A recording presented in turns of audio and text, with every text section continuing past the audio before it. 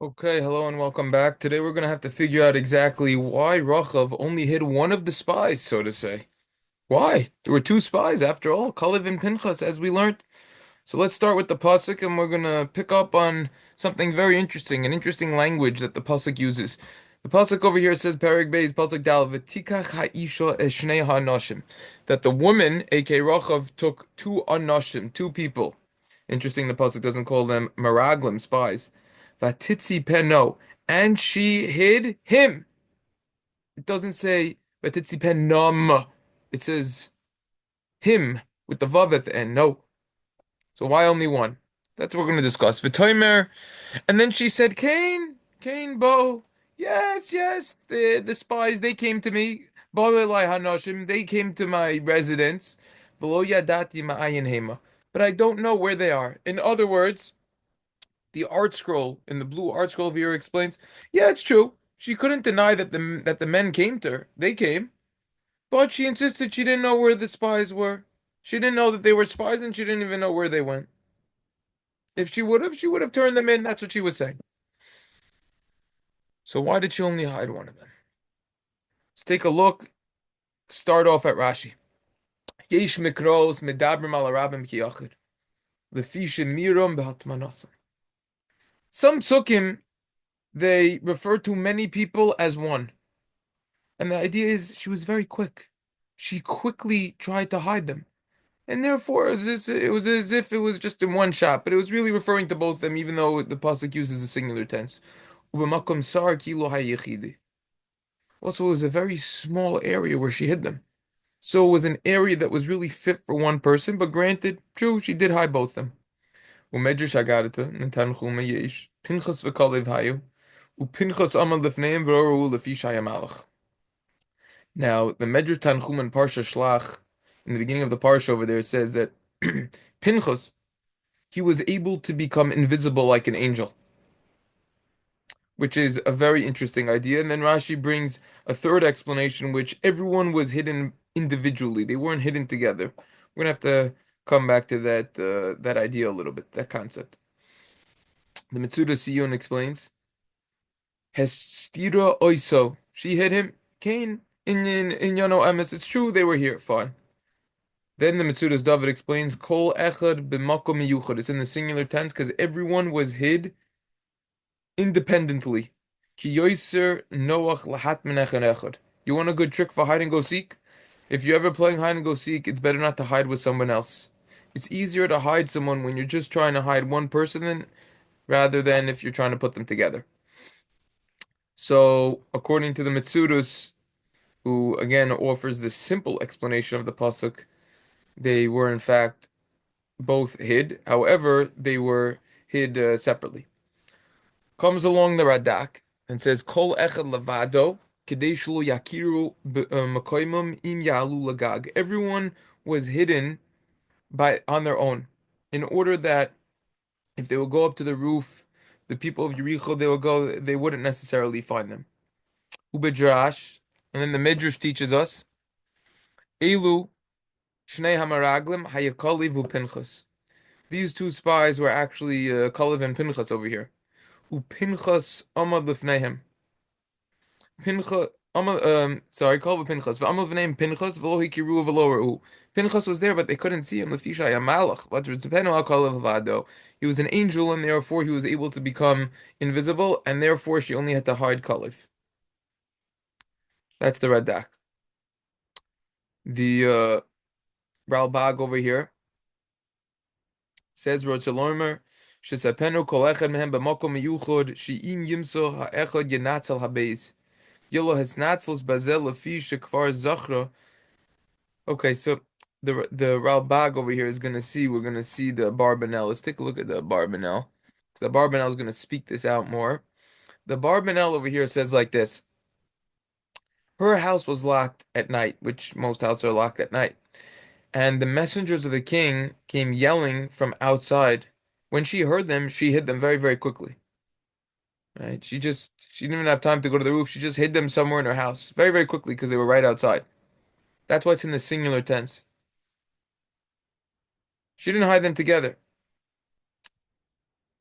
Right? Kilo It's benosim shneim yachid. She didn't like hide them at the same time. She just did very, very, very quickly. However, they were separated from one another. They were hid away from one another.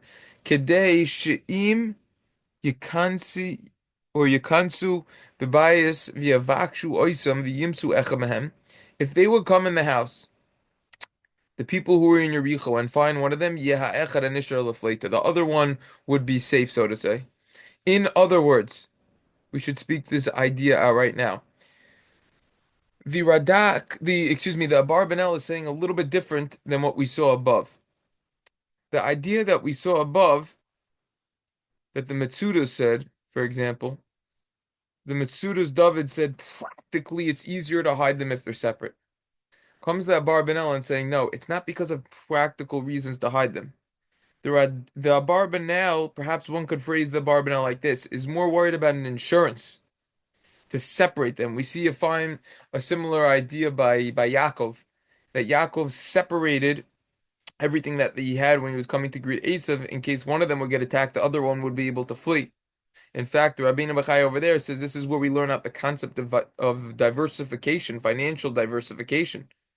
Because you see, you don't want to put all your eggs in one basket. That's what Yaakov did, which is another topic in and of itself.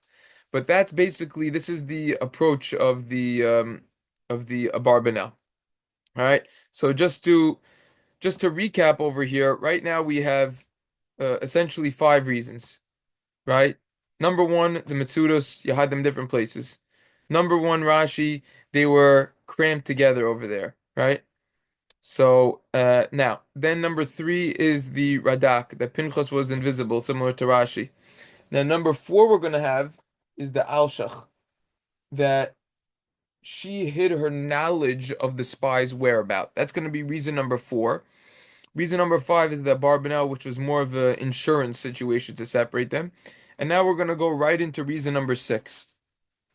There is a beautiful sefer called the Lilmod Ulalamed on Sefer Yehoshua by Rabbi Mordechai Katz.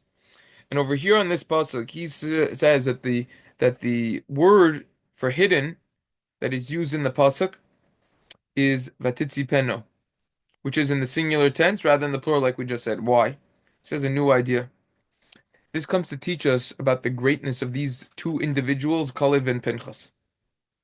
Normally, when people are in danger, they tend to only think about themselves, think about their own safety. These two great men over here were different, though.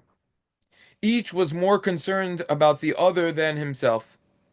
Their concern for each other in the time of a danger made it seem like one person, that Rachav was only hiding one person because they cared so much about each other. Ki ish echad b'leiv echad.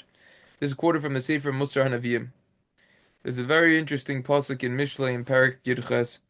Pasuk says that sometimes friends could be more attached to each other than brothers. We're not even talking about brothers are in some sort of disagreement. Just in general, friends you live closer to, whatever it is. The true friend is someone who offers you his money when you're in need of it and his life when you're in danger. That's a very high level of friendship. On top of the Aron Kodesh and the Mishkan, there were two Keruvim. The Torah tells us that they were faced towards each other. It's a pasuk in Shmos Chaf Hey Chaf. The Gemara in Baba Basra on Tzadi Testament Aleph asks, wait a second. In the Beis HaMikdash that Shlomo Melech built, we find in Divrei Hayamim, in Beis, in Gimel Yud Gimel, they were faced inside the Beis HaMikdash away from each other. Why? Were they away from each other, or were they facing towards each other? So the Gemara reconciles this by answering that the pasuk in the Torah is talking about at a time when the Jews are following the way of Hashem. Then they were facing each other, these kruvim. However, the pasuk in Divrei Hayamim that discusses when they weren't facing each other refers to when they weren't following in the way of Hashem. There's an important lesson to be learned here. When we face each other and when we concern ourselves with the needs of others, then we are fulfilling the will of Hashem. However, when we turn our faces away from each other, when we are too concerned about our own selfish thoughts and needs, then we're not fulfilling the will of Hashem. We'll end with this story. The following story is another example about the extreme devotion that friends could have towards each other and really should. It's a story of two friends that even though that they were in different areas, they were so close. One day, they found that the towns that they were in, they were actually waging war against each other. And one of the friends was captured by the enemy, and he was going to be put to death by the king. Before the execution was carried out, he asked, "Please, I realize that according to the rules of war, I deserve to be killed. But if you will kill me now, my children will be left in poverty forever. Please let me return home, collect all the debts that are due to me, and arrange my family's security. I promise to return to you by the end of the month." King said, "You think I'm a fool?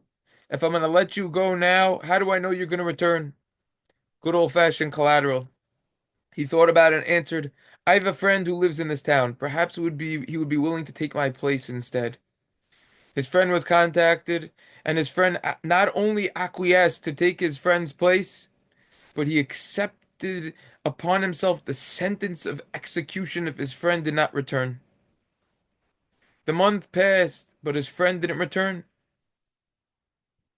And he wasn't upset because he had his friend in his place.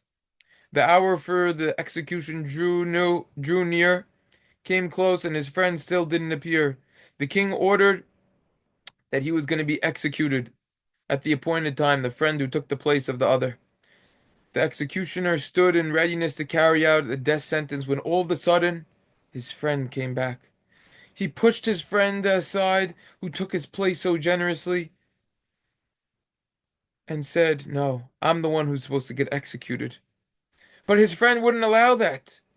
He said, "No, I want to die rather than my friend." As the two argued for the right to die in the other's place, the onlookers stared in disbelief. The king watched in amazement. Finally, the king spoke up and said, "I have never seen two men more willing to save each other. Certainly, there have never been two men more deserving of life. Free both of them." We have to realize what it means to be a true friend. Kenel l'chachaver, the first parak in Pirkei Avos, acquire for yourself a friend. This is the idea. This is why it says that they were hidden in the singular tense. This is the idea over here, why it's in the singular tense. Because it was if they were like one. When you're very close, it's as if you're like one. We're gonna split up two more recordings on this pasuk just so that it's not too long on one pasuk.